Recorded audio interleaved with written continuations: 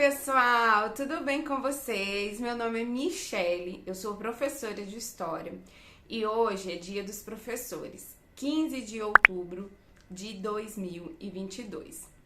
E eu quero parabenizar desde já todos os meus colegas professores, meus companheiros de jornada, qual eu tenho um imenso orgulho e estou em constante aprendizado com esses colegas que são profissionais brilhantes, seres humanos incríveis, muitos que passaram no meu caminho, que eu trabalhei junto, contribuíram muito para a profissional que eu sou e que eu tenho me tornado. Então, galera, eu estava lá no Instagram pensando em preparar um vídeo diferente para esse Dia dos Professores.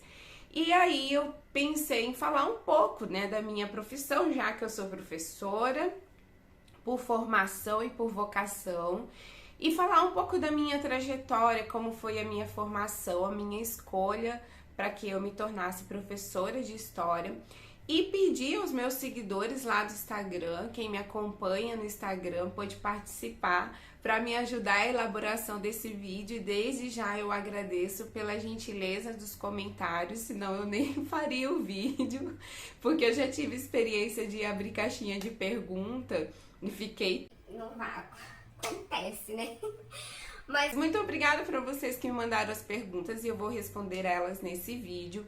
Então o vídeo é basicamente uma interação e falar um pouco assim de forma muito honesta. Eu sou uma professora que eu não sou aquela que romantiza a profissão e nem uma idealizadora. Eu tento ser uma profissional muito realista dentro das atribuições que me competem, sabe? Então, o que eu falar nesse vídeo, as coisas que eu dizer tem muito a ver com a minha vida, tá? Com a minha experiência. não gosto das pessoas que ficam cagando regra, ou dando sermão, ou dando uma de coach para outro colega, sabe? A gente tem que saber da gente, do nosso perfil profissional. Então, o que eu vou falar aqui nesse vídeo tem a ver com a minha experiência na minha carreira, na minha formação, no meu relacionamento com os meus alunos, tá bom? Para começar o vídeo, eu separei as perguntas e eu vou começar respondendo na sequência das pessoas que me enviaram. Eu nem consegui organizar para ficar coerente, né? O modo das perguntas. Ai, só deixa eu tossir. Então, para começar o vídeo, eu gostaria de falar como foi a minha escolha para ser professora. Isso nunca foi um problema para mim. Na verdade, eu sempre me vi professora desde pequena, que eu me entendo assim como gente de lembrar, de ter memória de infância. Eu tenho recordações das minhas brincadeiras de infância brincando de ser professora. Sou de uma família muito humilde. A minha mãe e meu pai, eles nem terminaram o ensino fundamental. Mas eles sempre principalmente a minha mãe, em especial a minha mãe, ela sempre foi uma incentivadora de leitura dentro do meu lar. Ela sempre me comprou gibis, revistas, tinha livros em casa, e a minha mãe, embora não tenha uma formação de nível superior, mas ela tem uma formação humana incrível e ela é uma pessoa muito inteligente e cheia de conhecimentos, porque ela sempre gostou muito de ler também, ela adquiria muitos livros, ela sempre leu bastante, de tudo. A minha mãe sempre foi muito curiosa e assim, bem autodidata para aprender muitas coisas de assuntos diversos. Em casa a gente conversava e eu sempre conversei com total liberdade com a minha mãe sobre tudo. Então a minha mãe sempre foi uma incentivadora para a prática da leitura e eu tinha ela como referência. Então eu comecei ali, eu fui alfabetizada por uma vizinha nossa, uma colega dela. Antes de ir para a escola eu já sabia ler e escrever. E aí a minha mãe começou a me dar gibis. Eu gostava muito de ler gibi. Turma da Mônica, Maurício de Souza, fez parte total da minha infância.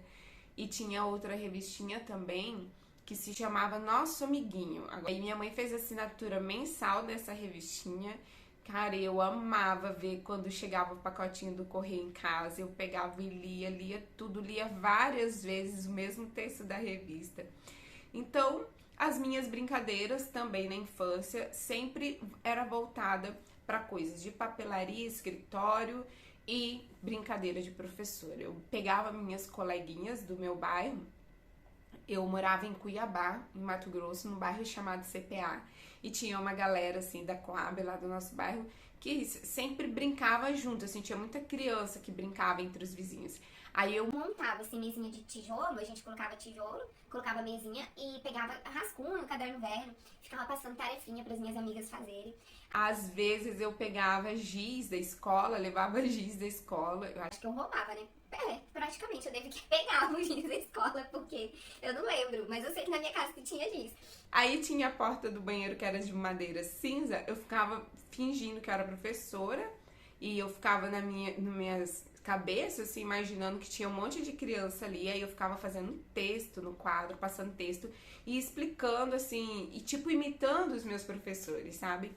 Então, eu acho que essa minha vocação vem desde a infância, é claro, com o estímulo da minha mãe, que sempre me estimulou a ler, e eu cresci me envolvendo com esse universo da busca do conhecimento e de trocar informações. E gostar muito de me comunicar com pessoas. A minha mãe também é uma pessoa muito comunicativa, ela é muito simpática e eu aprendi um pouco disso com ela, de conversar com os seres humanos, com todos os seres humanos, de estar sempre abertas a ouvi-los. Então, quando chegou a minha fase adulta, que eu concluí meu ensino médio, que foi bem difícil também, porque eu tinha que trabalhar, inclusive eu concluí o ensino médio, toda a minha formação foi em escola pública, e meu ensino médio também, e foi naquela época que era supletivo, e se chamava assim, né? Porque eu tinha saído da escola para ir estudar, e eu tive que concluir meus estudos à noite.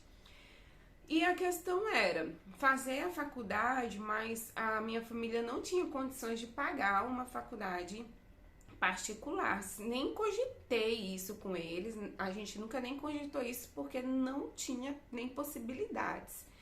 E aí, conversando com alguns amigos, alguns colegas que eram um pouco mais entendidos em questões da política pública, eles me orientavam, falavam, olha, Michele, por que você não faz faculdade pública? Cara, assim, eu nunca tive referência na minha casa de ter alguém com formação de nível superior para me incentivar. Não é porque a minha mãe não levava a educação a sério, nem meu pai. Mas como eles também não tinham tido referência, então, assim, a referência que eles tinham era que a gente tinha que trabalhar, sabe? Para ajudar nas despesas pessoais e até nas despesas em casa com a família. Então, não é que eles não incentivavam, porque é uma questão cultural, a gente sabe disso, né? Inclusive, criar essa cultura de incentivar o filho a estudar, isso é cultural também. Então, assim, de casa não me vinha esse incentivo, mas como eu estou dizendo, não porque a minha mãe não dava importância, é porque ela também não teve esse despertamento na formação e na educação dela. E aí esse incentivo veio de colegas, de amigos, que me trouxe outra visão de mundo e outras possibilidades de tentar estudar em uma faculdade pública. Gente, vocês acreditam que eu estudei? Eu nunca tinha ouvido meus professores falar que era possível a gente estudar, crescer e ser um profissional, ir para uma faculdade pública. Eu juro para vocês que eu nunca tive nem um professor na minha época de formação, ali da década de 90, que me trouxe alguma referência de tipo prestar vestibular. Naquela época era vestibular, não era Enem. Eu nunca tive essa referência.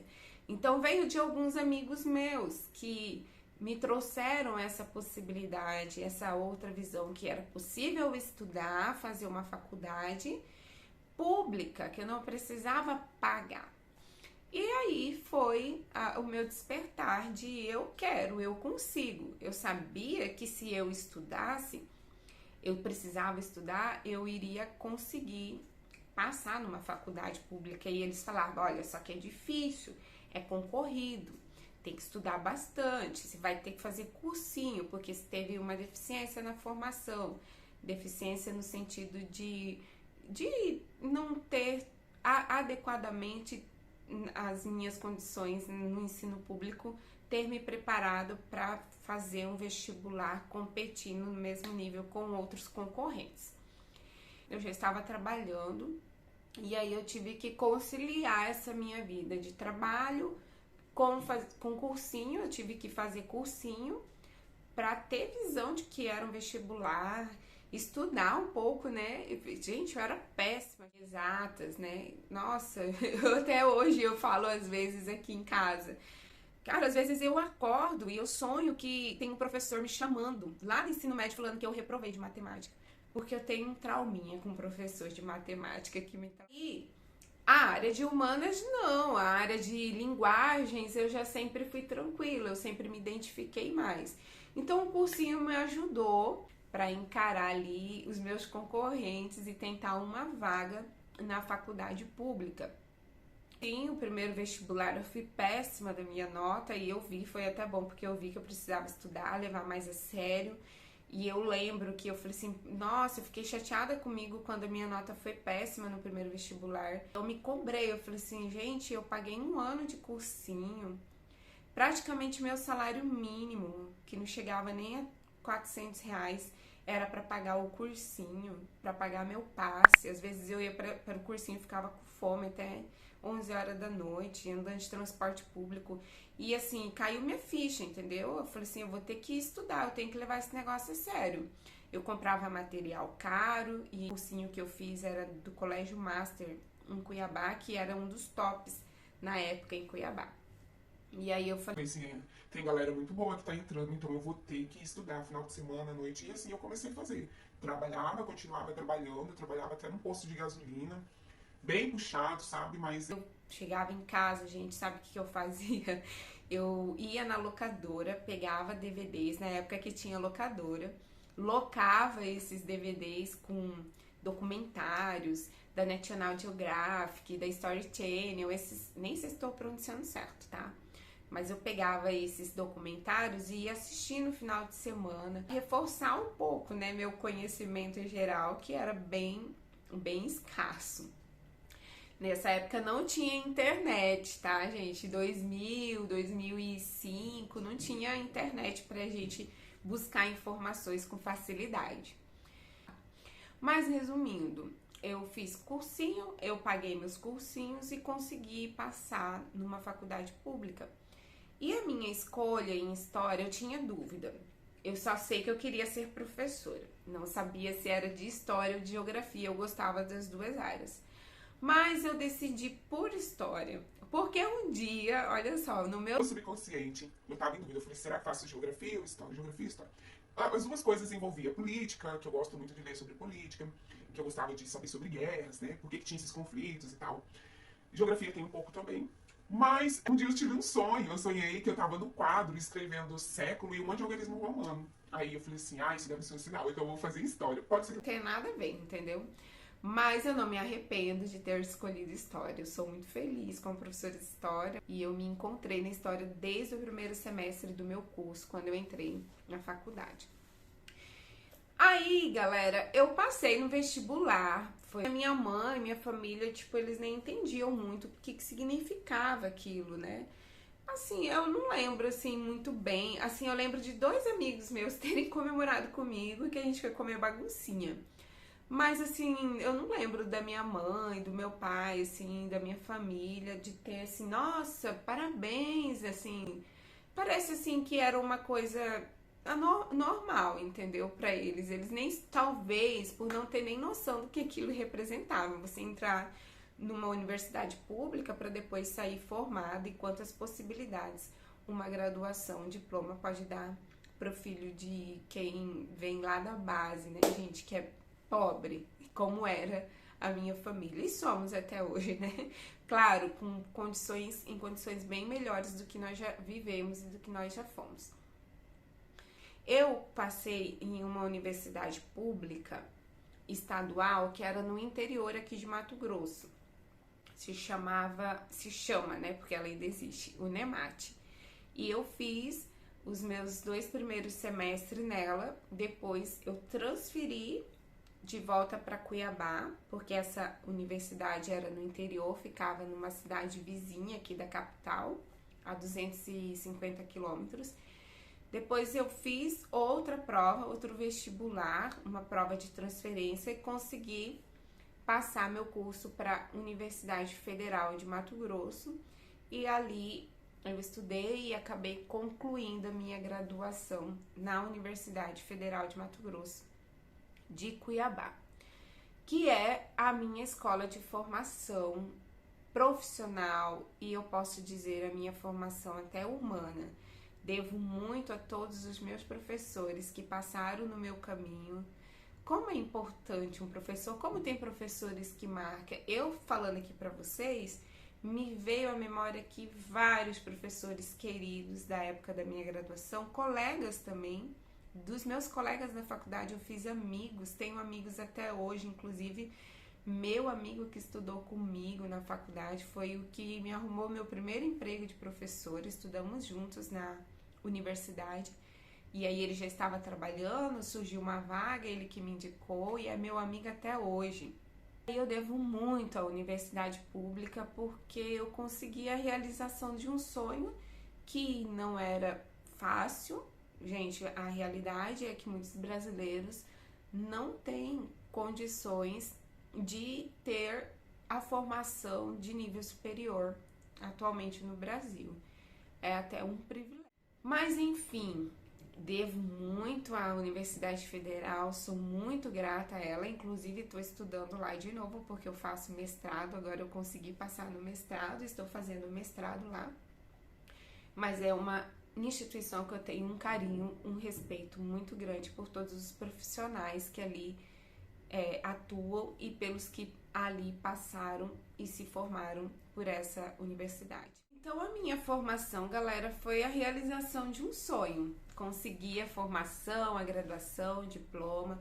Embora no meu período de graduação eu tive muitas dificuldades, eu sempre me achei a menos inteligente. Ficava reparando as pessoas, achando os outros colegas mais inteligentes, mais eficientes. Eu tinha colegas que conseguiam fazer a graduação só estudando e aí eles ficavam integralmente na faculdade, na biblioteca, estudando, lendo, se preparando bem para um seminário.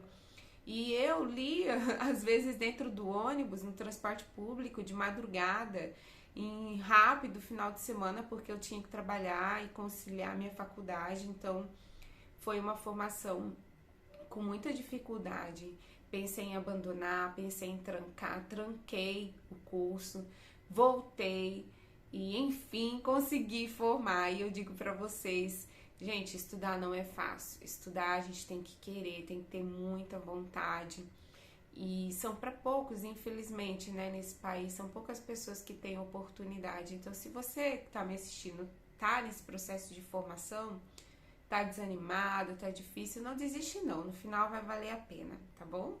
Eu te garanto, no final você graduada, vai valer a pena quando você ver seu nome lá no diploma, que você é formado em tal curso, e muitas possibilidades e muitas oportunidades vão chegar para você. Agora vamos para a pergunta, e durante a pergunta a gente vai conversando um pouco mais sobre esse meu processo de formação. Esse vídeo vai ficar imenso, imenso. Paciência com a professora. Giovana Feliciano perguntou: você sempre teve facilidade de falar em público, turma de alunos? Giovana, facilidade não. Eu sempre tive coragem, porque eu sou bem sem vergonha no bom sentido, Giovana, de ser audaciosa, de não ligar, sabe, para que os outros falam de mim. Eu sempre fui muito comunicativa, e isso eu tava falando no início do vídeo, eu devo muito à minha mãe. A minha mãe sempre foi muito aberta ao diálogo com todos os seres humanos. E eu também, sempre fui muito faladeira. Nossa, eu tenho uma facilidade para falar, conversar com as pessoas. Então, assim, a facilidade para falar numa sala de aula, em público, você vai desenvolvendo, principalmente professor. Porque na formação, a gente tem a base teórica, você tem o conhecimento, mas um dos desafios nosso quando chega em uma turma é transferir esse conhecimento, fazer com que esse conhecimento faça sentido para aqueles alunos. Então, a comunicação ela também exige um pouco de você fazer um treinamento, de você ir exercendo essa prática da comunicação, mesmo que no começo, hoje, eu tenho muito a melhorar ainda em sala de aula, em comunicação com os meus alunos. Mas sabe o que eu faço, Giovana? Eu estudo bastante. Eu pego pessoas que eu gosto do trabalho delas, como elas se comunicam, eu avalio, eu estudo. Até a comunicação é uma área que a gente precisa estudar também, né? Então eu também estou aí em constante aprendizado para aprender a me comunicar melhor. Mas a facilidade eu acho que na comunicação ninguém tem, é exercendo. Você tem que ter coragem, ser nesse bom sentido, sem vergonha, não pensar no que os outros vão falar de você, vão julgar você. E nesse processo você vai se avaliando para você se melhorar, tá? Eu penso isso. A Giovana mandou 2 perguntas. Obrigada, Giovana, querida, maravilhosa. Ela também perguntou assim: quais seus livros favoritos? Giovana, eu tenho vários livros favoritos. É até injusto a gente falar assim, quem lê bastante, professor de história. Eu tenho um livro, tipo, que ele é o meu favorito, porque depois eu posso ler outro livro e aquele que era já não é mais, né? Então, eu tenho vários livros, mas eu vou te falar um que marcou a minha vida e que eu tenho muito carinho, eu já li ele várias vezes, é um de literatura clássica do Brasil, do Graciliano Ramos, que se chama Vidas Secas. É um livro que não tem a ver com a minha formação, tá? De certa forma, assim, tem, porque ele fala um pouco do retrato do Brasil, do sertão no Brasil, da seca no Nordeste, mas ele mexeu muito comigo por causa dos personagens serem crianças, de ter a baleia, que é um dos personagens que o Graciliano apresenta ali, de uma forma muito sensível nessa relação com esses andarilhos, essas pessoas pobres.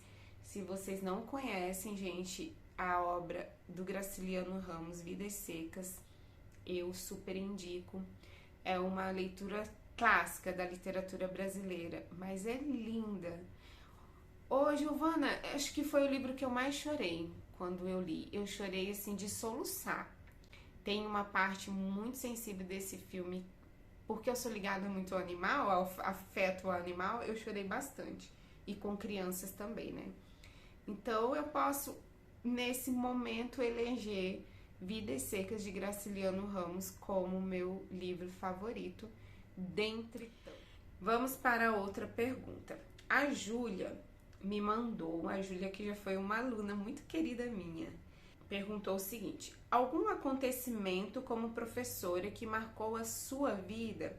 Vários, Júlias, vários, né? Deixa eu mostrar pra você e pra vocês que estão assistindo. Essa é uma pasta DIY que eu fiz. Esse aqui é chita, eu encapei ela.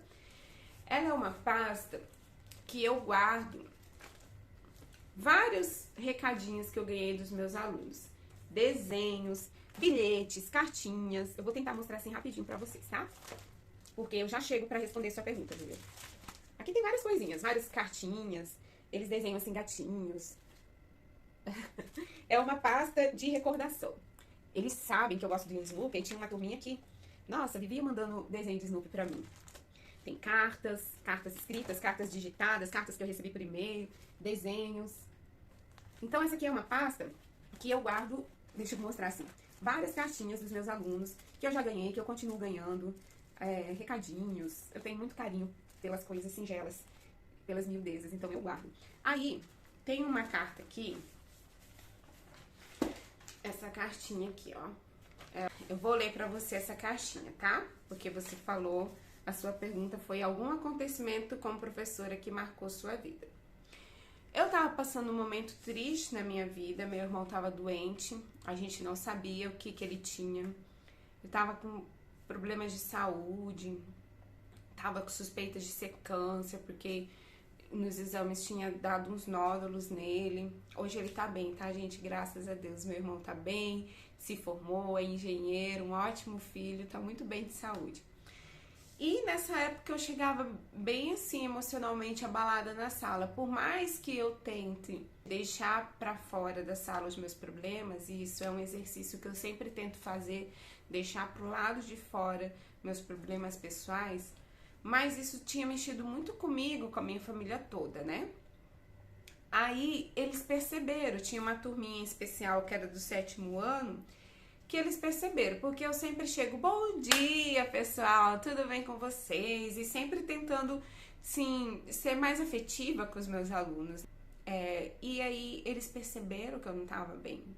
Eles perceberam, às vezes eles falavam assim, professora, a senhora chorou? Eu tinha chorado a noite inteira, porque a gente vai com o olho inchado, né? Aí eu falava, não, é porque a professora dormiu demais. Nunca envolvi eles assim, sabe? De fazer aquele drama com os alunos, né? Eles são crianças, né, gente? Mas olha só, eu recebi o que essa cartinha diz. Oi, eu estou vendo que você tem andado meio triste. Os problemas eu não sei, mas eu posso te garantir que tudo ficará bem. Eu sou nova aqui na escola, mas quando eu entrei eu senti uma energia maravilhosa de todos os professores, em especial da senhora. Eu sou muito grata a Deus por ter me mandado você e outros professores na minha vida. Eu nem sei se eu vou ficar aqui nessa escola por muito tempo, mas eu sei que quero aproveitar cada minuto ao seu lado como professora, pois eu tenho um carinho imenso por ti. Você tem mostrado o lado bom que há da vida. Você sempre mostra o melhor que há em você para nós. A sua alegria contagia muitas pessoas. Você transmite paz. Você tem paciência comigo e com os meus amigos. Você é uma mulher incrível, inteligente, muito batalhadora e que vai conseguir passar pelos seus piores problemas. Só você sabe o que passou para chegar até aqui. Tente se tranquilizar. Tudo tem seu tempo, tudo tem sua hora e tudo vai se resolver. Você serve de inspiração para alguém. Vai brilhar, esse mundo é seu. Nós te amamos. Maria Eduarda, 7º ano. Ai, gente, fala se não é uma coisa muito fofa. Isso aqui me marcou muito, Júlia, porque não foi só a Maria que me mandou uma cartinha, não. A turma toda, eles me mandaram várias cartinhas me motivando, falando para eu não chorar, que eles não sabiam o que estava acontecendo, mas que eles estavam ali, que eu podia contar com eles. Quando eu fui abrindo a cartinha dentro da sala, porque eu estava muito emocionada, eu comecei a chorar. Aí, eles todos levantaram da cadeira deles, eles veio e me abraçaram. Peraí, gente, eu vou... Porque eu estou maquiada, eu vou sair depois desse vídeo, então eu não posso chorar. Mas é isso, Júlia, assim, me marcou muito porque eles vieram e eles levantaram e me abraçaram. Eu chorei, claro, eu não consegui segurar, né, gente? Eu não sou uma pedra. Eu chorei junto com eles. E, nossa, eles foram uma turminha maravilhosa. Mas eu já recebi muitos momentos de troca de afeto, de reconhecimento pelo meu trabalho por parte dos meus alunos. Inclusive, você é uma delas, né? Maravilhosa, uma aluna muito especial do meu coração. Mas, em especial, esse momento marcou muito a minha vida porque eu tava precisando daquilo. E no final tudo deu certo, meu irmão se curou, a gente descobriu o que ele tinha, ele fez a cirurgia e graças a Deus tá tudo bem. Olha outra cartinha aqui. Gente, essa pasta, eu vou ler a cartinha pra vocês. Mas essa pasta aqui, então eu guardo, eu tenho até que fazer outras pastas porque assim, tá coisa em cima de coisa. E hoje eu tava lendo o Dia dos Professores, eu já me emocionei aqui, lendo tanta cartinha que eu recebi deles e recebo até hoje. Na escola pública eu recebo muito desenho, muito balinha, muita coisinha, eles até me desenham, gente. Olha esse poema, é de uma aluna minha que se chamava Giovana. O mar, deixa eu mostrar pra vocês aqui, o design da folha da poeta. O mar é cheio de peixe, o campo é cheio de flores, uma vitamina é cheia de proteína, o lápis é cheio de cor, como assim você é um amor. O seu olhar fala mais que 1000 palavras, minha boca não sabe nem o que dizer. Você não nos julgas, mas nos ajuda. Prof, nós gostamos da mesma coisa, de ler, ver filmes de ação e aventura. Você gosta de usar a criatividade, aprender e viver como uma mulher cheia de alegrias, felicidade e companheirismo. Você tem energia que um dia vai explodir e atingir todas as pessoas do mundo. Para meu docinho de professora, a sua aluna Giovana. Gente, ser professora tem muitos lados bons. Eu escuto muita gente reclamar, com razão, da desvalorização que a nossa categoria vem sofrendo. E eu sou uma das que sempre está lutando do lado da categoria por melhores condições de trabalho, por valorização da nossa profissão. Mas esse tipo de coisa aqui não é idealismo, sabe? Como eu disse pra vocês, eu não sou professora idealizadora, eu sou bem realista. Mas isso aqui não tem preço. Isso aqui, o amor, o carinho, você saber que uma criança tem uma ligação afetiva genuína com você, de respeito, de admiração, isso não tem algo que pague, sabe? Eu trabalhava em escritório, já fui secretária, já fui babá, trabalhei em RH, fiz muitas coisas nessa vida antes de ser professora. E nada se compara com o que eu passo em sala de aula de realização profissional que eu tenho hoje, sendo professora, trabalhando com crianças, adolescentes, jovens adultos. É uma experiência incrível. Quem é professor sabe o que eu tô falando. Vamos para outra pergunta. Deixar minha pastinha aqui. Conte as histórias mais engraçadas que já passou com seus alunos. Amanda perguntou. Amanda, você sabe um monte, né? Porque é a minha filha que tá perguntando. Porque tudo que acontece eu conto pra ela. Mas, Amanda, eu vou eleger uma pra galera aqui do canal, pra elas saberem. Eu tinha um aluno na minha turma, que o nome dele era Tiago. E se um dia Tiago ver esse vídeo, Tiago, me perdoe de fazer um expose de seu. Mas ele é incrível, um garoto incrível, inteligentíssimo, mas danado, gente, danado, arteiro, meu Deus, ele era o terror dos professores. Ele e o irmão dele, era dois, ele e o irmão dele. Mas ele era inteligente e ele era, assim, muito afetuoso, sabe? Tinha que ter aquele tato pra lidar com o Tiago. E aí a gente foi fazer um teatro, para apresentar no Liceu Cuiabano sobre violência doméstica, e a gente escolheu representar a história da Maria da Penha, tá? E aí essa turma minha era 9º ano, a gente começou a fazer o ensaio, eu fiz todo o roteiro, dividi os personagens, e aí o Renato era o Cristiano, o agressor lá, ex-marido da Maria da Penha, que atirou nela, né? Você sabe a história da Maria da Penha. Gente, esse Thiago, ele encarnou o personagem. Todo ensaio tinha que ficar brigando com ele, porque ele tava bravo demais. Ele queria ser um valentão. E ele atuou tão bem. Nosso teatro foi um arraso, sabe? Nosso teatro foi, assim, gente, incrível.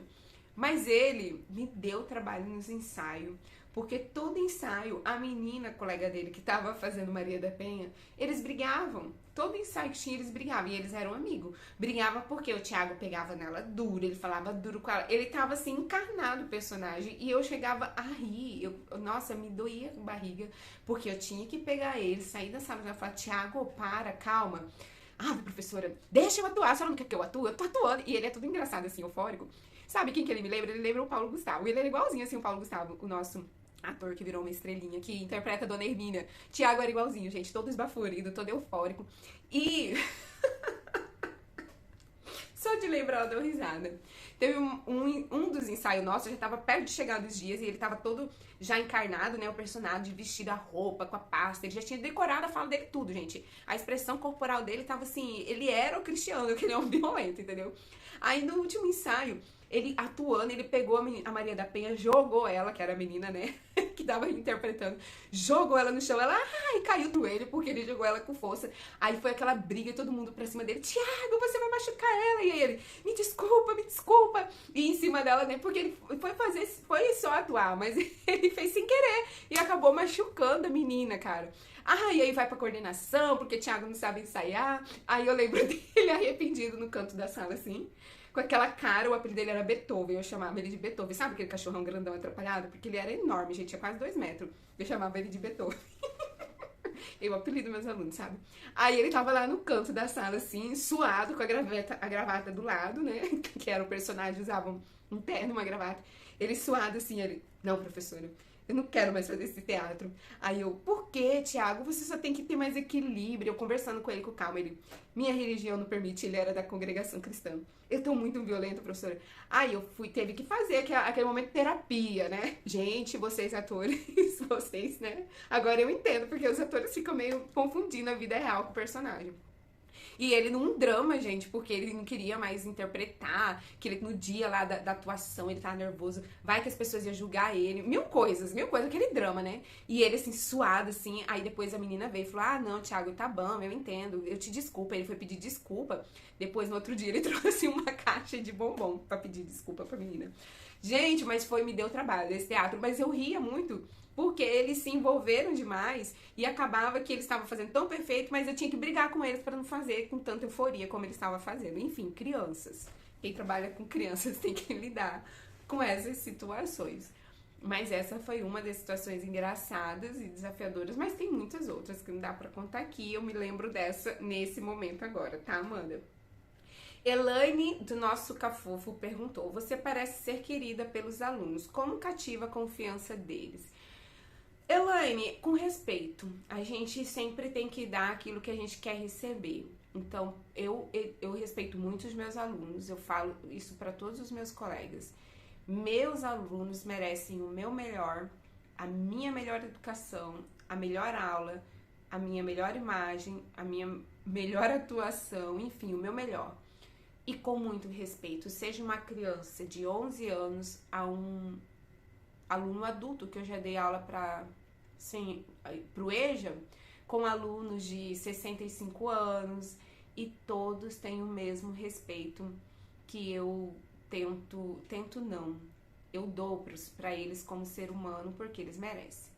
Não é porque é criança que eu tenho que gritar, ser irônica, esnobar, ser autoritária. Uma coisa é você ter autoridade em sala como professor, outra coisa é você ser autoritária. Você expor, você ridicularizar uma criança porque ela é uma criança indefesa, porque não tem ninguém ali por ela. Então, eu respeito eles, eu escuto eles, eu tento o máximo. É claro que eu não consigo com todos, né? Imagina, gente, eu tenho turmas que tem 35 alunos.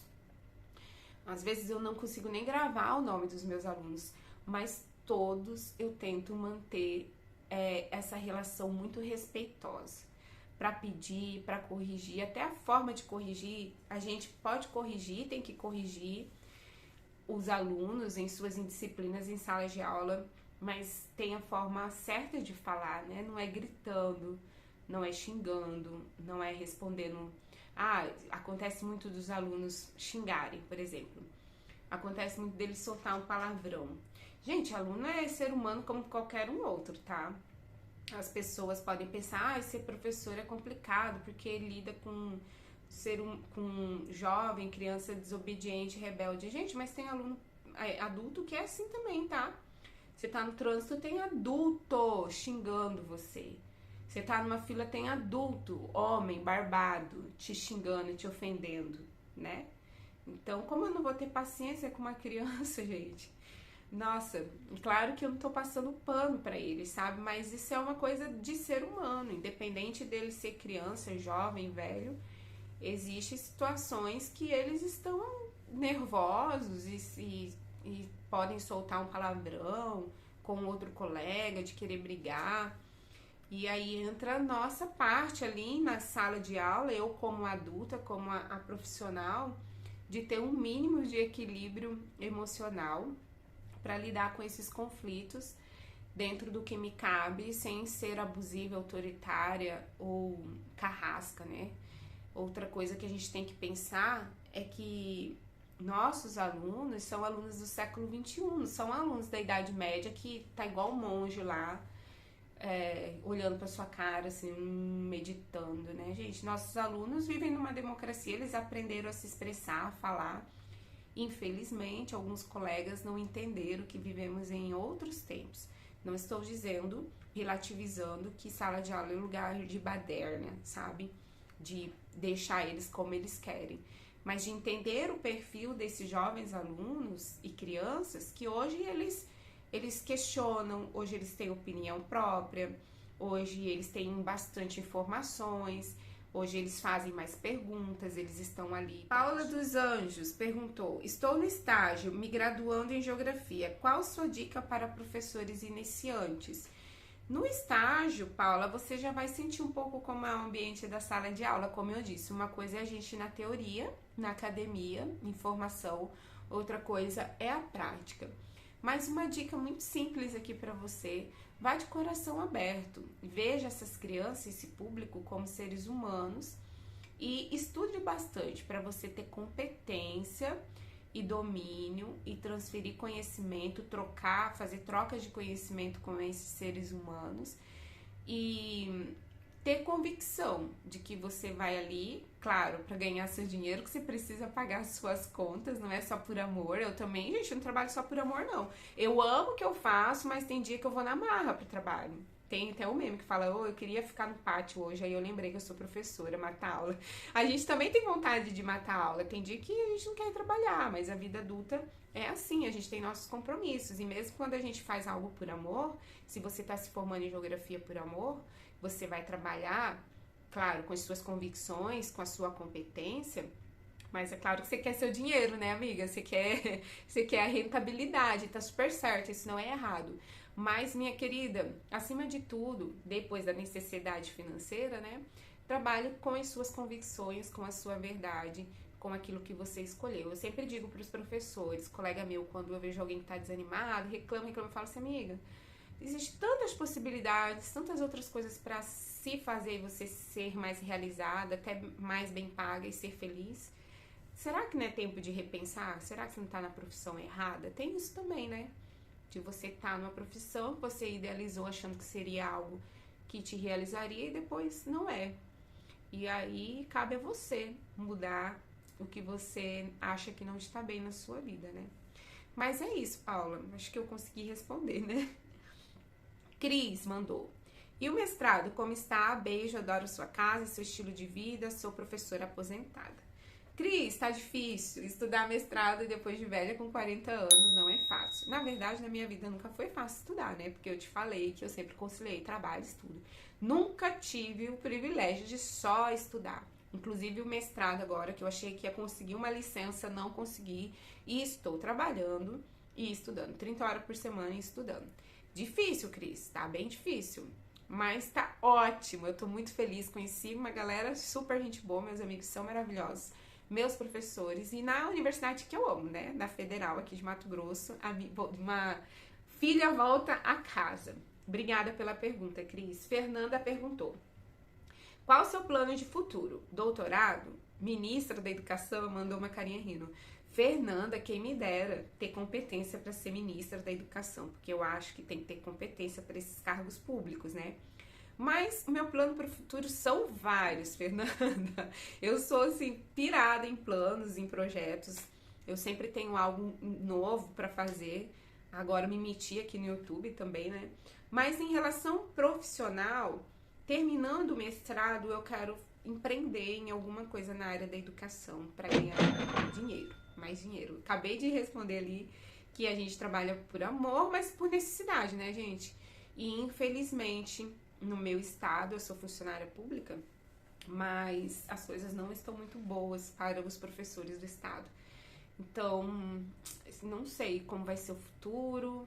Eu preciso pensar, talvez, em outros meios de ganhar recursos, né? Então, meus planos para o futuro, não, doutorado, não. Talvez eu pare no mestrado, mas eu quero fazer alguma coisa para empreender na área da educação. Usar esse conhecimento que eu tenho acumulado para, sei lá, produzir algum material, mas acima de tudo ganhar dinheiro também, viu, Fernanda?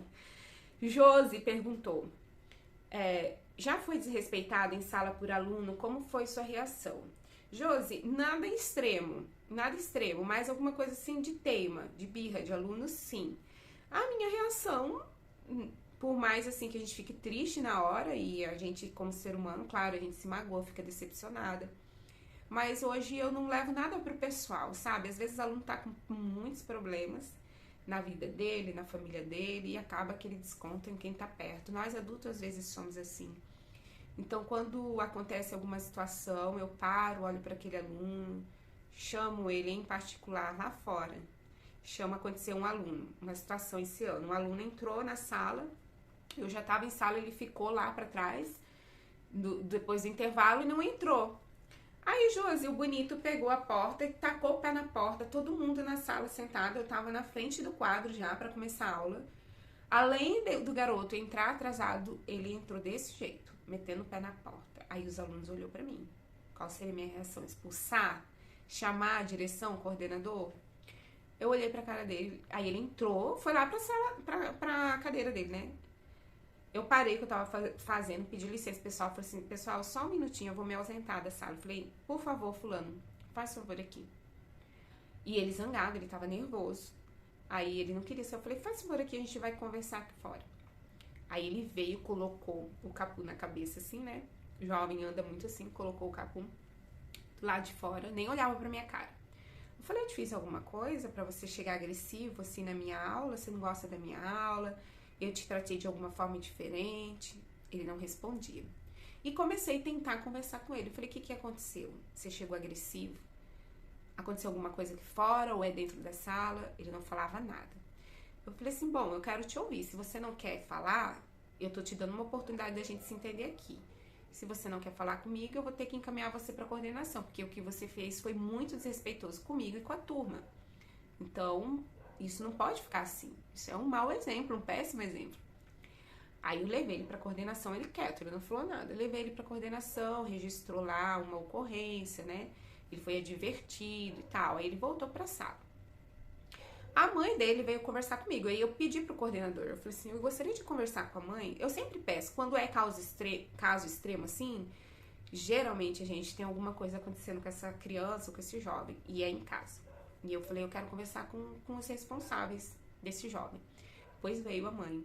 Gente, e a situação? Ele tá com ódio do mundo, do pai, porque, sei lá, parece que o pai arrumou outra mulher. A mãe me contou depois. Tava saindo de casa, tava abandonando a casa, deixando ela com os filhos, e ele tava revoltadíssimo com o pai. E a mãe me contou até chorando, e eu falei pra ela que entendia, falei que ele era querido, que eu não ia desistir dele e tal. Enfim, gente, hoje a gente se relaciona super bem, não guardo raiva dos meus alunos, rancor. No outro dia, era vida que segue. E hoje ele conversa comigo, eu estou indo para a sala onde ele estuda, ele tá lá na porta me esperando. Dá bom dia, entrega todas as atividades, a gente nem toca nesse assunto que aconteceu, foi resolvido. Então tem que ter muita sabedoria, Josi, para lidar com conflitos, porque são vários, sabe? Mas geralmente não tem nada a ver com a gente, com nossa figura de professor. Às vezes é um problema com ele, com as coisinhas que tá acontecendo na vida pessoal da criança ou do jovem. Luzia, Casinha de Amor, perguntou, como conseguiu passar no concurso público? Ô, Luzia, que benção ter passado no concurso, né? Nem eu acredito, às vezes, que eu passei nesse concurso. Sabe por quê, Luzia? Como eu já estava trabalhando, eu já estava exercendo minha profissão, eu nem tive tempo para fazer cursinho para estudar para o concurso, quando surgiu o concurso. Isso foi em 2017. E aí eu continuei trabalhando, nem tive tempo de estudar. Fiz a prova e tal, eu fui confiante que ia passar, eu li algumas coisas de legislação ou outra no YouTube, mas eu não me dediquei em fazer um cursinho, sabe? Muitos colegas fizeram, passaram, e é muito bom quando você pode, tem oportunidade. O mais importante é estudar. Tudo tem que estudar, né, Luzia? É, Luzia. Mas eu hoje, assim, pensando na minha formação, Luzia, eu vou até me gabar de uma coisa, mas não é pra ser vaidosa nem aparecida aqui não, tá? Porque eu sou muito burra em muitas outras áreas da minha vida, eu reconheço minhas ignorâncias. Mas na minha formação, eu tive uma formação muito boa, Luzia. Eu estudei na melhor universidade aqui de Mato Grosso, uma das melhores do Brasil. Aí, na minha formação, eu sou assim, se eu tô na sala de aula, eu sou bem atenciosa, eu estudo. Se o professor fala, você vai ler esse texto, eu leio aquele texto. Se ele tá explicando, hoje no mestrado, até hoje no mestrado eu sou assim, se o professor tá dando a aula, eu não fico mexendo no celular, eu tô ouvindo a aula, eu fico anotando as coisas. Então eu criei uma didática de estudo assim, quando eu tô estudando, meu professor tá explicando, eu tô imersa na busca daquele conhecimento, eu tô ali atenta. E como eu sou um pouquinho ruim para aprender, eu preciso prestar muita atenção mesmo, então eu me dedico a prestar atenção. Então eu acredito que a minha formação, por ela ter sido muito boa, e na minha graduação eu ter me dedicado para estudar mais, isso cooperou para eu estar preparada para enfrentar, por exemplo, uma prova de concurso. É porque também E tem aquilo da galera que às vezes se frustra, não passa, porque vai levando o curso inteiro empurrando na barriga, sabe? Não estuda, tipo, é displicente, não se dedica como tá na sala de aula e tá ali o professor falando, ele tá mexendo no celular, ele não se propõe a ter esse aprendizado no momento em que é para ele ter, na hora, por exemplo, de uma explicação de uma aula, de um texto, discussão importante sobre um assunto. Aí ele tá disperso, sai, falta aula. Então eu acredito que pra mim, o importante foi eu ter sido, de certa forma, uma aluna dedicada na graduação. Quando eu estou estudando algo, gente, seja o que for da minha vida. Eu já fiz vários cursos e assim, se eu tô ali estudando, eu tô parada ali para ouvir aquilo, eu fico ali atenta àquilo, eu quero aprender, eu anoto, eu pesquiso, se eu tiro dúvida, converso com os professores. Então eu acho que o importante é a gente valorizar aquele tempo que você tem para aprender quando você está num processo de formação. Faça bem feito. Faça bem feito uma graduação, um curso técnico. Gente, seja um curso de manicure. Faça bem feito. Se você está ali para aprender, o professor está explicando, preste atenção. Porque é um conhecimento que vai incorporar ali em você. É uma esponjinha, você vai absorver. Aí eu acredito que isso que cooperou, sabe? Uma bagagem de conhecimento que eu já vinha trazendo da minha dedicação desde a graduação, que me fez estar mais preparada para a prova do concurso, de ter passado no concurso. Simões perguntou, dica para estudar para concurso público, por favor. Eu acho que já é um pouco disso que eu falei, Simões. Eu não sei que área que você quer fazer um concurso, mas é ler o edital, o principal, ver o que vai cair nesse edital, ver o que você já tem de conhecimento e o que você não tem, procurar matéria para estudar. E aí existem tantas formas de estudar hoje, né, pela internet, você faz um contrato de uma aula EAD, de um cursinho, mas o principal, gente, tem que estudar mesmo, não tem outro caminho não. Estudar. E se estudo e trabalho e estudo, gente, vai ter que se sacrificar, tá? É a verdade, vai ter que estudar um pouquinho de madrugada, você vai ter que estudar na fila, andar com suas apostilas, ter que diminuir um pouquinho festa, rolê, tudo tem um preço a pagar. Não tem um toque de mágica, não. Não tem fada madrinha. Mônica Crochê e Artesanatos perguntou, por que a área de história? É a minha matéria preferida. Que legal, né, Mônica? A minha também, sempre foi, desde que eu era pequenininha. A área de história, por quê? Porque eu sempre gostei de ler, Mônica, e gostava de saber sobre guerras, sobre conflitos políticos. Eu gostava bastante de ver filmes e documentários sobre conflitos políticos, guerra. Então, a área de história iria sanar um pouco dessa minha curiosidade de entender o mundo, a humanidade, né? E história estuda muito isso. É uma área de humanas que busca entender o passado, como se evoluiu, as várias formas de sociedade, como elas se constituíram, sistemas econômicos e políticos. Para quem não gosta é chato, mas para quem gosta é muito bom, né? Outra pergunta da Karen.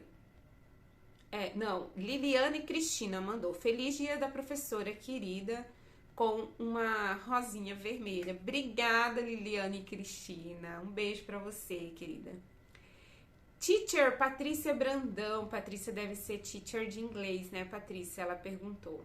Você trabalha com aulas particulares de reforço de história? Não trabalho, Patrícia, eu nunca trabalhei. Eu acho, eu posso estar errada na minha visão, que para trabalhar com aulas particulares é um público que busca bem áreas específicas como a sua, né? De inglês, talvez de espanhol, português e matemática. Sabe que eu nunca vi ninguém dando aula particular de história, Patrícia? Você conhece alguém? Eu não conheço ninguém. Seria talvez alguma coisa para eu pensar em empreender no futuro, né? Aí, gente, acabou as perguntinhas, foram poucas, mas a gente teve um bom papo aqui no vídeo de hoje, que tá uma série, né? Vamos dividir esse vídeo, pelo amor de Deus. Mas amei estar com vocês no vídeo de hoje, falando um pouco da minha profissão, que eu amo. E espero que vocês tenham gostado. Deixa seu comentário, curte. Se você é meu aluno, já foi aluno, comenta aí. Ó, não vai falar mal de mim nos comentários, tá? Se você falar mal de mim, você vai ter 7 anos de azar. Tô brincando, não tô brincando, gente. É uma brincadeira da professora, mas brincadeira confundida de verdade. Mentira, porque eu nem sou mística, tô brincando, tá? Então é isso, meus amores. Muito obrigada pra quem assistiu meu vídeo. Me acompanhe no Instagram. E aí eu vou tentar, assim, me dar dicas também, se você me dá sugestões. Quem sabe eu posso gravar uns vídeos aí que possa atender o interesse de vocês, tá? Então por hoje é só. Vou curtir meu Dia das Professoras agora, que hoje é sábado. Tô pronta, já maquiada. E é isso, galera. Um beijo e até o próximo vídeo. Tchau!